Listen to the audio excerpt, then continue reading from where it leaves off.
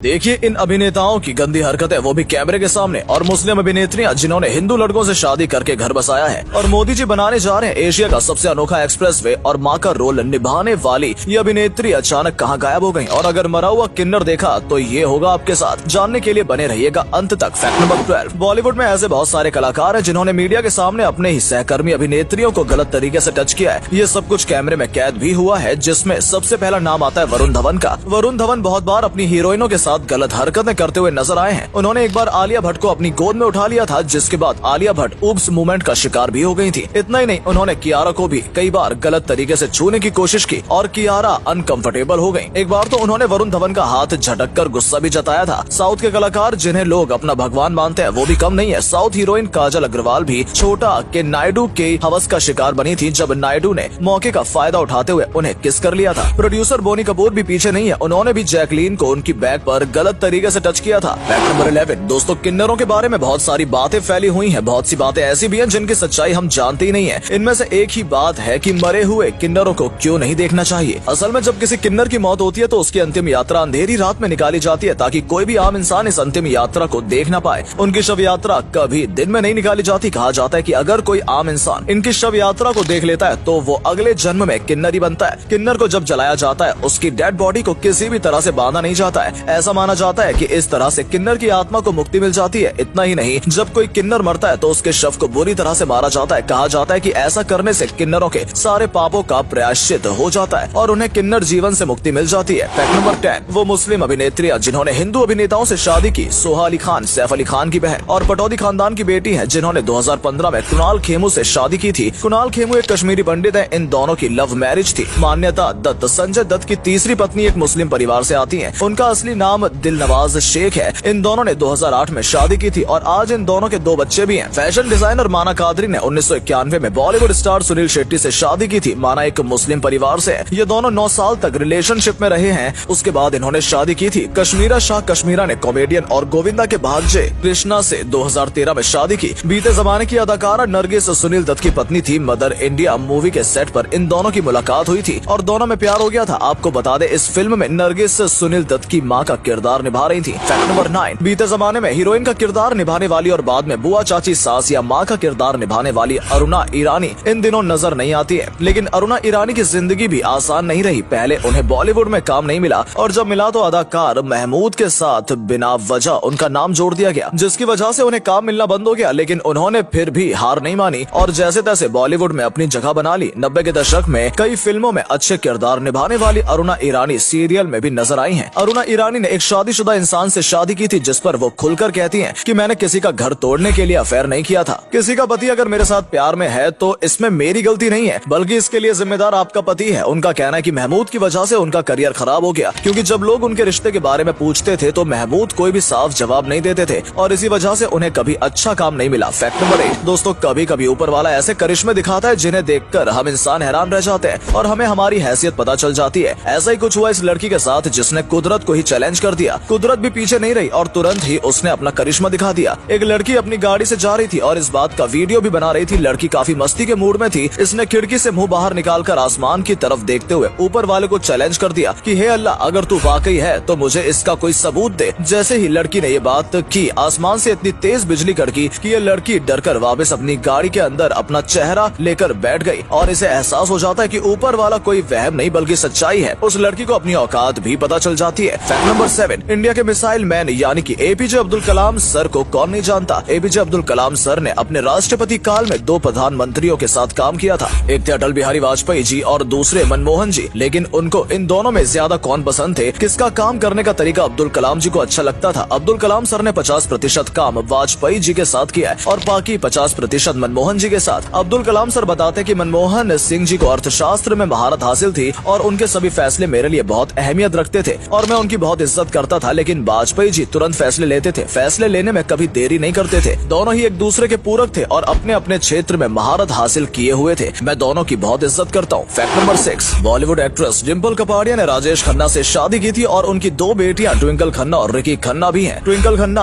अक्षय कुमार के साथ शादी करके अपनी जिंदगी अच्छे से बिता रही है। उनकी दूसरी बेटी रिकी खन्ना ने भी शादी करके अपना घर बसा लिया है और पिछले दिनों रिंकी खन्ना का बेटी की ग्रेजुएशन काफी चर्चा में रही। डिम्पल कपाड़िया की नातिन नौमिका सरन सोशल मीडिया पर छाई हुई हैं। बेहद खूबसूरत नजर आने वाली नौमिका अपनी ग्रेजुएशन सेरेमनी पर अपने पूरे परिवार के साथ मौजूद थी, जिसमें उनकी नानी डिम्पल कपाड़िया भी उनके साथ थी। जब नौमिका ने अपने फोटो सोशल मीडिया पर शेयर किए तो लोग इनके दीवाने हो गए, क्योंकि लोगों को अभी तक पता ही नहीं था कि रिंकी खन्ना की इतनी खूबसूरत बेटी भी है। गुलाबी सलवार कमीज और माथे पर तिलक लगा नौमिका बेहद ही सुंदर नजर आ रही थी। फैक्ट नंबर 5, हम सभी जानते हैं कि जब भी हमारे देश का राष्ट्रगान बजता है तो हमें उसके सम्मान में खड़े हो जाना चाहिए। बचपन से ही हमें स्कूल से लेकर घर तक में यही चीजें सिखाई जा रही हैं, लेकिन मेरठ के कुछ युवा ये संस्कार भूलते जा रहे हैं। बताया जा रहा है कि ये वीडियो मेरठ के ईदगाह मस्जिद के आसपास का है, जहां ये लड़के राष्ट्रगान पर अजीबोगरीब हरकत करते नजर आए और अश्लील डांस करते दिख रहे हैं। उसके दोस्त भी उसे रोकने की बजाय उनका साथ दे रहे हैं। ये जब वीडियो मेरठ पुलिस के पास पहुंचा तो उन्होंने इस युवा को पकड़कर इसकी अच्छी क्लास लगा दी। आपको बता दें कि अगर राष्ट्रगान का अपमान किया जाता है तो 3 साल तक की जेल भी हो सकती है, साथ ही भारी जुर्माना भी भरना पड़ सकता है। फैक्ट नंबर 4, दोस्तों मिस्र के पिरामिड आपने देखे ही होंगे, जिन्हें देखकर हमारा दिमाग चकरा जाता है। लेकिन क्या आप जानते हैं कि ये पिरामिड क्यों बनाए गए थे? असल में इन पिरामिड को मिस्र के बादशाहों को दफनाने के लिए बनाया गया था, क्योंकि उस समय लोगों का ये मानना था कि इंसान मरने के बाद इस दुनिया में वापस आ जाता है। इसलिए वो लोग अपनी बादशाहों की मृत्यु के बाद उनकी बॉडी को पूरी इज्जत के साथ रखना चाहते थे। इतना ही नहीं, इन बादशाहों की बॉडी के साथ उनकी दौलत, सोना चांदी, यहाँ तक कि खाने पीने की चीजें भी दफना दी जाती थी और बादशाह की पत्नी और कनीज को भी साथ ही दफना देते थे, ताकि बादशाह जब दोबारा जिंदा हो तो वापस से पहले की तरह ही जिंदगी जी सके। सिर्फ इसलिए इस तरह के पिरामिड बनाए जाते थे। फैक्ट नंबर 3, दोस्तों एक बार महान योद्धा सिकंदर रास्ते से गुजर रहे थे, तभी कुछ संतों ने देखा कि बलवान सिकंदर आ रहे हैं और उन्हें देखकर संत खुशी से नाचने लगे और सिकंदर की तारीफ करने लगे। उन्होंने सिकंदर से कहा कि तुम बहुत बलवान और ताकतवर हो, पूरी दुनिया पर जीत हासिल कर रहे हो, हम तो गरीब हैं। जब हमारे कपड़े फट जाते हैं तो एक सुई कपड़े सिलने के काम आती है, ये तुम रख लो, तुम हमें परलोक में मिलोगे तो दे देना। सिकंदर हंसने लगा। उसने कहा कि ये आप कैसी बातें कर रहे हैं, मरने के बाद मैं ये सुई कैसे ले जा सकता हूँ? इसी बात पर संतों ने कहा कि ये जो तुम दुनिया भर के लोगों को मार रहे हो और दुनिया जीतने की कोशिश कर रहे हो, जब तुम अपने साथ एक सुई तक नहीं ले जा सकते तो इतना सब करने का फायदा क्या है? दोस्तों हम इंसान अपने आप को बहुत बलवान और पराक्रमी समझते हैं। हमें लगता है कि जैसे इस दुनिया में हम और हमारा पैसा ही सब कुछ है, और इसी घमंड में हम अपना पूरा जीवन बिता देते हैं। लेकिन ये भूल जाते हैं कि इस दुनिया से जब जाएंगे तो कुछ भी साथ नहीं ले जाएंगे, पीछे रह जाएंगे। तो हमारा व्यवहार जो लोग याद करेंगे, चाहे अच्छा हो या बुरा हो। और अगले फैक्ट पर जाने से पहले इस फोटो को ध्यान से देखिए और बताइए आपको किसका फोटो दिखाई दे रहा है। इससे पता लगेगा आपका दिमाग और आपकी आंखें कितनी तेज है। आपको मिलते हैं 5।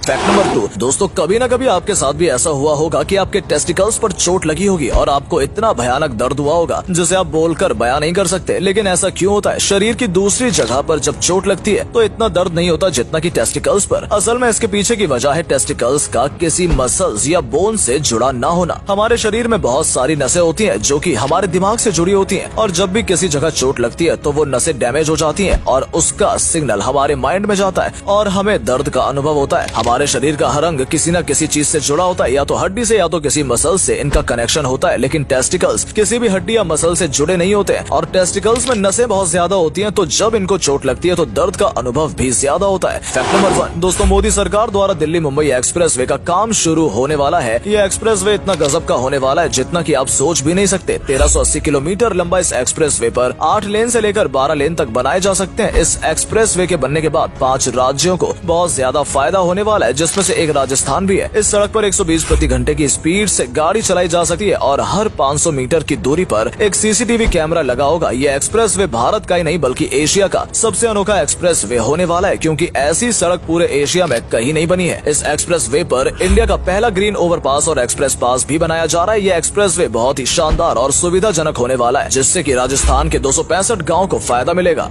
दोस्तों अगर आपको ये वीडियो पसंद आई हो तो इसे अधिक से अधिक लाइक और शेयर करें। साथ ही हमें कमेंट करके बताएं कि आपको इनमें से कौन सा फैक्ट सबसे ज्यादा मजेदार लगा। आज के लिए इतना ही। आपसे फिर मिलेंगे एक नई वीडियो और ढेर सारी रोचक जानकारियों के साथ।